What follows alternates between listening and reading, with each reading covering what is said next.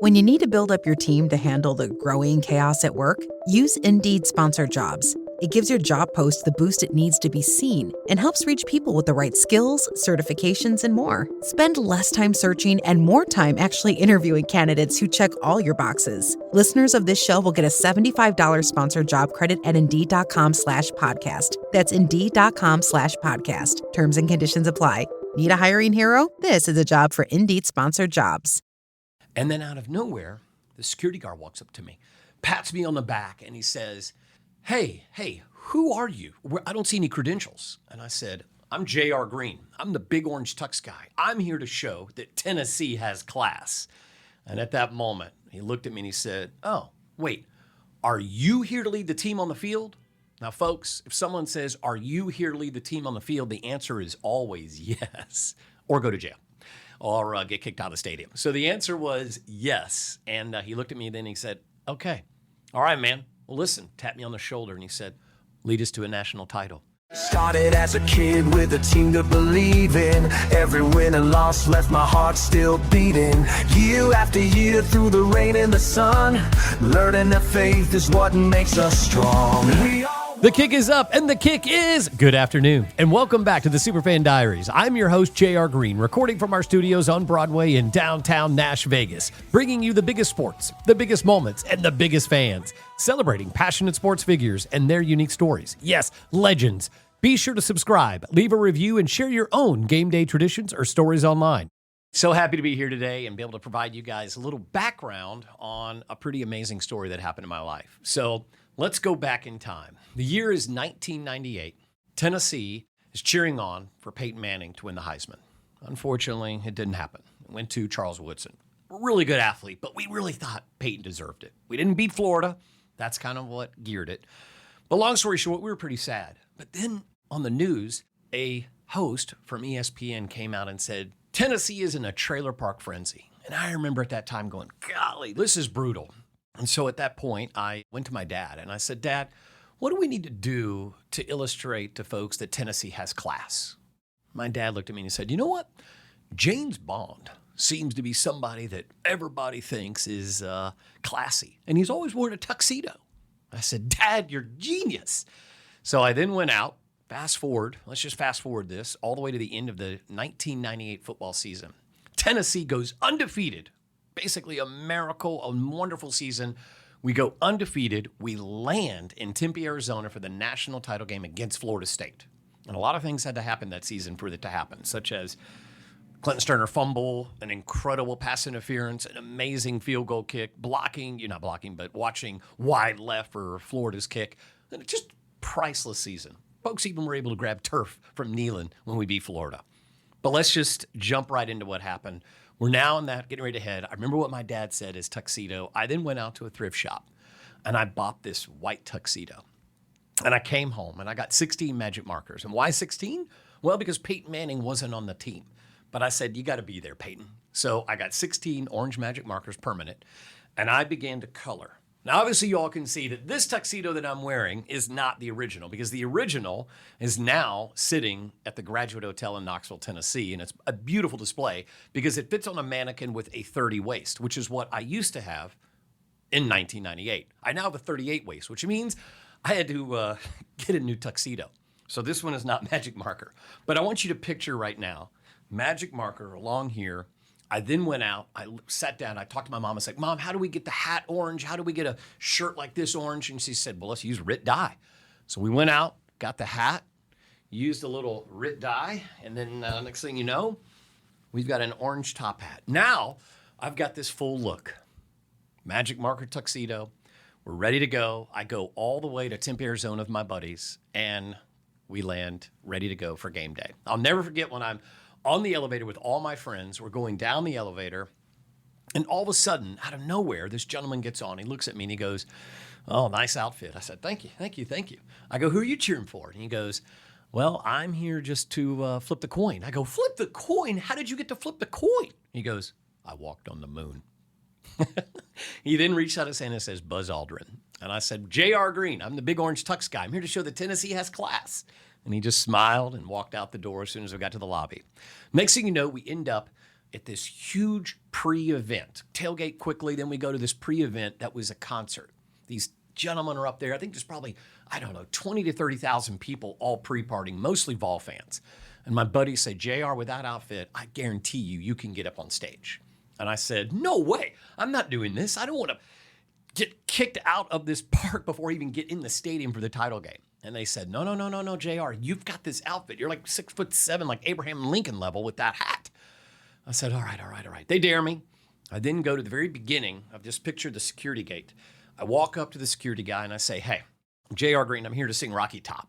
And he looked at me and he said, come on up stage. So at that point, I'm walking up stage. I'm now on the stage with the band. And I wish I could remember the name of the band, but we can just pretend it's Brooks and Dunn, because I remember there was two brothers that were performing. And the next thing you know, the drummer is just slamming away then in the middle of a song, and I wave to him and I say, hey, I'm here to sing Rock Top. He's like, dude, I'm in the middle of a song. And I'm like, oh, so sorry. I'm so nervous. And at that time, song ends, he looks at me and I say, hey, I'm here to sing Rocky Top. He looks over to the singers and he says, hey, this guy's here to sing Rocky Top. Well, at that moment, one of the guys just takes off this mic. Just picture these mics coming off of him and then being put right on me. And at that moment, I'm just, wow. We then turn and he says, all right, let's go. And I look in front of 20 to 30,000 people. I totally freeze. I froze. It's so embarrassing, but I froze. And I'm a pretty personal guy. I love talking to people and everything else. But in that moment, I wasn't prepared. And I froze. And I couldn't even think of the words to Rocky Top. They knew. The audience could tell I was froze too. It's literally more uncomfortable, I think, than getting like bit by a shark. I think more people fear than what happened to me. But at that point, I literally saw the band could tell, uh-oh. He's like, this boy's cracked. He's not doing anything. He is not going to sing. Fortunately, they picked it up. They started singing Rocky Top with a fiddle right from the beginning of the song. It relaxed me, and I was able to go, Rocky Top, you'll always be. And I just started belting it out. It felt great. I was able to bring up a young lady from the crowd who do country dancing. You know, I did go to college in Texas. Even though I got my MBA at Tennessee, I did go to college in Texas because my mom said I had to be 500 miles away from home because I was a mama's boy. That's the only reason I didn't go to college, Tennessee. But I did come back to get my MBA, which is where this story was born. And at that point, I'm dancing. We finish. I then literally come off the stage. I remember people walking up to get my autograph. Like, I have no idea who they thought I was, but they were like, got to get this guy's autograph. So I was like just scribbling a name because I'm sure they thought I was somebody from ABC Sports or something. And at that point, I'm just enjoying it. And I look at my ticket before we're about to enter. And I said, guys, they're going to tear the ticket when we enter. And just for you all out there, back in the day, they used to tear every ticket to every concert, every football game, anything you went to, they would tear the ticket in half or tear a corner of it, and that would be basically you're not allowed to go back in and out. But I didn't want the ticket torn because it was the national title game. The first time in over 50 years, the Vols were there, and they were going to win. And I was going to frame this beautiful ticket. So I said to my buddies, I said, hey, I think I might be able to just walk in through the team entrance or that VIP entrance because my ticket hasn't been, I don't want to get it torn. I want to frame it. And it's not torn yet. And they're like, okay, JR, we'll meet you in there. So my buddies, it was Mark Sykes, Robbie Pope, and a bunch of my friends from the business school class. They all walk in. They go down to their gate. I'm able to walk right in the VIP entrance. And as soon as I enter, the door guy was standing there. He looked at me, and he said, yeah, great job up on stage. Done. Boom. I'm part of the crowd. So I just walk straight on in, and as I walk in, I go through the labyrinth of the stadium, and then I find myself in this area where I see this new entity taking place called ESPN Game Day. I think it was only their first or second season that they'd ever launched. They were inside the stadium at that time. And everybody now knows ESPN Game Day, but back then, it was inside the stadium. And I remember looking up, and I saw the stars. It was Lee Curso, Chris Fowler, and Kirk Herbstreit. And I remember going, wow, this is pretty cool. Now, to take you all back, kind of a Pulp Fiction style story, the night before, I was at a bar, and this guy named Kirk Herbstreit was sitting having a drink. So I walked up to him, and I said, hey, Kirk, my buddies, we all know you from this new show you guys have started. It's awesome. If I show up at an Orange and White Tux tomorrow, will you put me on game day? And he said, yes. So fast forward, it's game day. I see the game day booth. Well, I literally find these stairs, and I climb up these stairs. It's very awkward, and I see this wooden panel. I push open the wooden panel. I climb up on the stage. You can just picture me just getting up there like this, and then all of a sudden, I see Kirk, and I wave to him. And you see Kirk go, oh, my God. This guy showed up. He waves me on. I stand behind right in the middle of game day, just like this, cheering. Tennessee fans everywhere. They're cheering. I've heard there were Jack Daniels mini bottles being thrown down. It was just a wild party. And I'm just sitting there going, yes, and I'm cheering. It ends. And at that moment, literally at that moment, I walk back and we're standing on this. I'm just in heaven. Like, it can't get any better than this. Chris Fowler walks up and looks at my jacket. And he begins to look at the lapel and he goes like this. He goes, oh my, you're not legit. That's magic marker. And I went, oh gosh, I'm going to jail. I'm for sure going to jail now. And he said, hey man, that took a lot of guts. Do you want to come down on the field with us? Now, I don't know about you guys, but if someone asks you to come down the field in the middle of a national title, the answer is yes.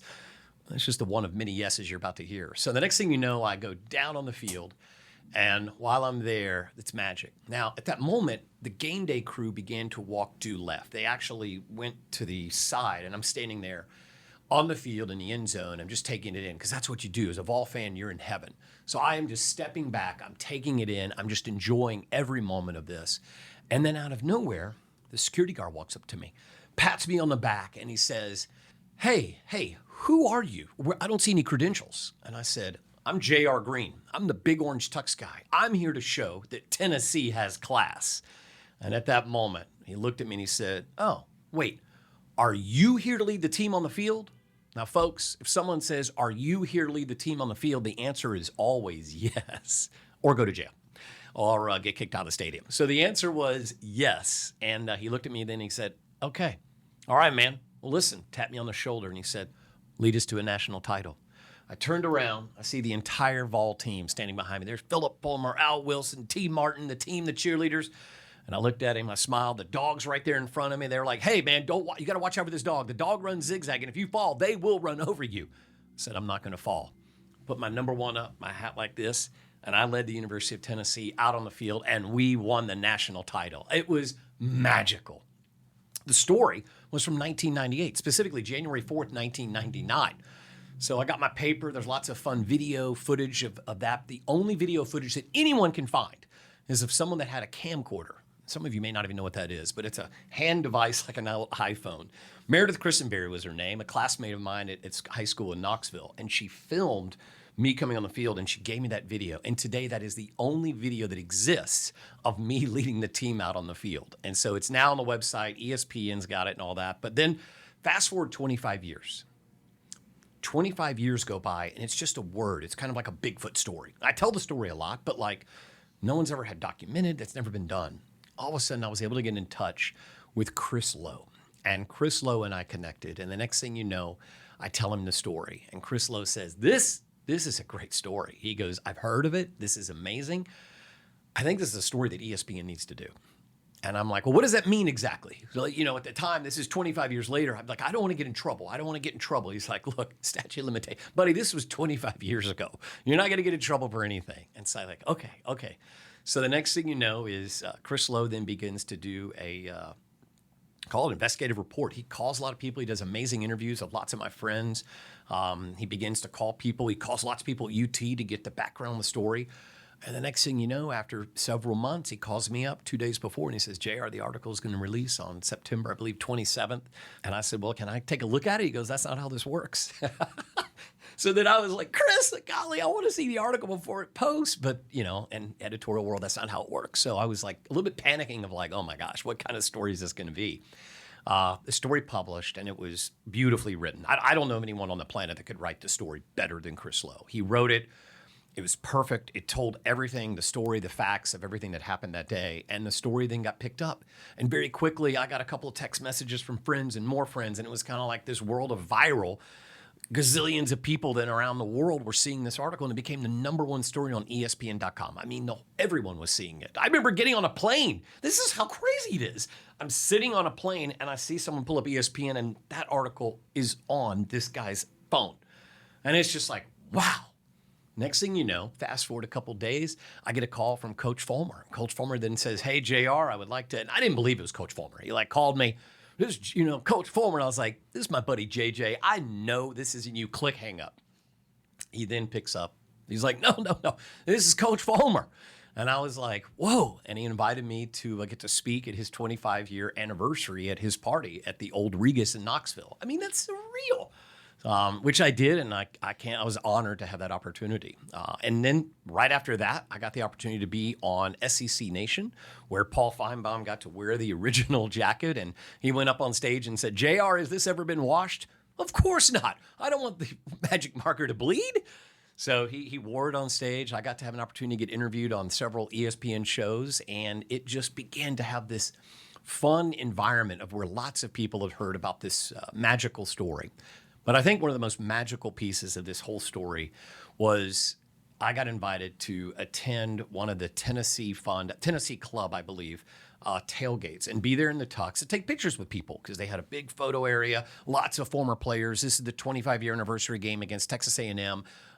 We didn't play Texas A&M 25 years ago, but that was the game that happened to be when SEC Nation, everyone's going to be there, and when the party was. So I show up at this Tux, taking lots of fun pictures with people, and all of a sudden this one lady pops up and she says, "Hey, I just want you to know I'm an elementary school teacher, and I read your story, and I loved it. And I actually cut out that picture, and I basically printed it out, from the ESPN article, and I put a picture of you holding that, the Vols national title in my classroom because I wanted all the students to ask me about you, and I wanted to tell them the story of what you did, of showing courage and confidence to pursue what ended up being a dream. You were at the right place at the right time, but you were there and you showed up and you wore this tux with pride and had magic marker, and people, I'm sure, were making fun of you, but it didn't matter. You showed up to show that Tennessee had class and you had a mission." And she goes, "That is a beautiful story." Shortly after, I began to think through it, and I ran into a couple of other friends of mine. They're like, "JR, this story it's so much fun. It should be a children's story." So the next thing you know, I began to explore a little bit more. A couple of my friends, next thing you know, I get introduced to this writer named Joe Shands, who has some ideas, and I get introduced, and I have an opportunity to speak with an illustrator named Nicholas Child. And all of a sudden, it took about 2 years, but we finally developed the book, My Magic Tux. So flipping gears and putting on a new hat, My Magic Tux now is the new book. It now is the very first children's book ever published by the University of Tennessee, which is, just a huge honor to have that opportunity. The very first children's book ever published by the University of Tennessee. And so now the book will be on shelves. It's going to be out by July 28th. So if you guys are looking out here, be sure to go and buy. The price point we set, it's 2 books in one, by the way. So the way it reads is you walk through and you go through half the book. So when you're reading to a child, also we have dyslexic font to help with children that may have dyslexia. But as you are reading through, you get to halfway through, and the book actually flips upside down. And so after all the little stories I just told you, the book flips upside down. So it's 2 books in one. And then it says it's time to flip over. So then when you flip over, you get the cover of the other side. And so now you can see it. You start the book here, and you begin to see all the storyline. And then, of course, there's the ticket. There's the magic ticket. And the whole reason I went in that stadium was just to not get that torn. I had no idea I'd be leading the team on the field. But the story goes through, and the big goal of this whole book is to help children understand the power and get to learn a lot about courage and confidence. And I think that the power of that is so huge in today's environment, because if we think about courage and confidence, when I see children, and I come from a behavioral health background, my father is a psychiatrist. I was the CEO of a very large mental health company for many, many years, and the founder. And what I've learned about children and mental health is social media. I'm not going to go on it, because this is about the story. This is about the University of Tennessee and the Big Orange Tux story. But the power of children is that right now we put so much emphasis on travel league sports, so much emphasis on academia. But what about the child that's able to illustrate that courage and confidence in the classroom? What about that child that's able to stand up to a bully that may be picking on his best friend? That courage and confidence is what's going to help take that child one day to potentially even be their own CEO or a leader, a doctor, a key leader. And I think those are elements that we want to be encouraging a lot more. And so the story of My Magic Tux is taking the story that you all just heard, but we actually attach it to a picture of tween who then is able to find a tuxedo that's magic. And the magic tuxedo takes him throughout this journey of what I described before, because it was magical. If you think about all the different pieces that happened to me, that was magic. And at the very end, the tux is able to tell the child that when the child says, "I couldn't have done any of this without you," the tux is able to say, "Are you kidding me? It was you all along." And I think that's the power of children gaining courage and confidence in themselves and being themselves. So I hope each of you have an opportunity to see the book on the bookshelves and have an opportunity to buy My Magic Tux. All of the proceeds from the book and 100% of my royalties will be going back to the University of Tennessee Libraries for Literacy, and then the start of a new foundation and charitable organization supporting courage and confidence in children. So that's going to be coming out next year, but we're going to be starting that. But it just feels good to know that every purchase that you're making does go back to the University of Tennessee and helping literacy and children across the state. So I hope you enjoy it.